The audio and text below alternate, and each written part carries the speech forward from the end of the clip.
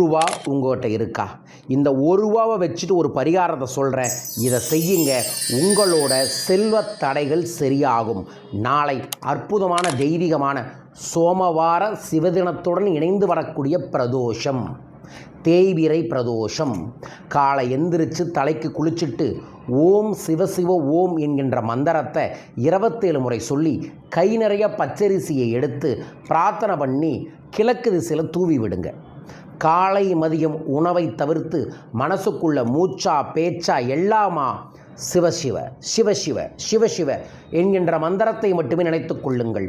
மாலை 4 மணிலிருந்து 6 மணிக்குள்ள உங்கள் வீட்டில் பூஜை அறையில் ஒரு வெற்றிலை வைத்து அதில் சிறுசா பிள்ளையாரையும் சின்ன வடிவில் மஞ்சளில் லிங்கத்தையும் பிடித்து வைத்து அவர்களுக்கு முன்னாடி உட்கார்ந்து பச்சரிசியால் ஏதோ ஒரு பிரசாதம் அல்லது பச்சரிசியில் இனிப்பு கலந்து பிரசாதமாக வச்சுட்டு அச்சதையை தயார் பண்ணிக்கோங்க. பச்சரிசியில் மஞ்சள் கலந்து அச்சதையை தயார் பண்ணிவிட்டு ஓம் நம சிவாய 108 முறை, ஓம் சிவாய நம 108 முறை, சகல சௌபாங்கிலையும் பெறுவதற்காக ஓம் சிவசிவ ஓம் 108 முறை அந்த அச்சதையால் அர்ச்சனை செஞ்சுட்டு அந்த மஞ்சளை கரைச்சி உங்கள் வீட்டில் இருக்கக்கூடிய முக்கிய தெய்வீகமான இடமான அடுப்பில், அதற்கப்புறம் சாமி படங்களில், துளசி மாடத்தில், வீட்டோட என்ட்ரன்ஸில், கல்லாப்பெட்டியில் கடைசியாக ஒரு ரூபா காசை அந்த மஞ்சளில் கலந்து கொண்டு போய் கல்லாப்பெட்டியில் வச்சுட்டு கற்பூரம் ஆரத்தையும் காமிச்சிட்டு திருவண்ணாமலை அண்ணாமலையாரை மனதார நினைத்து அண்ணாமலையாருக்கு அரோகரா என்று 5 முறை சொல்லி இந்த விரதத்தை முடித்துவிட்டு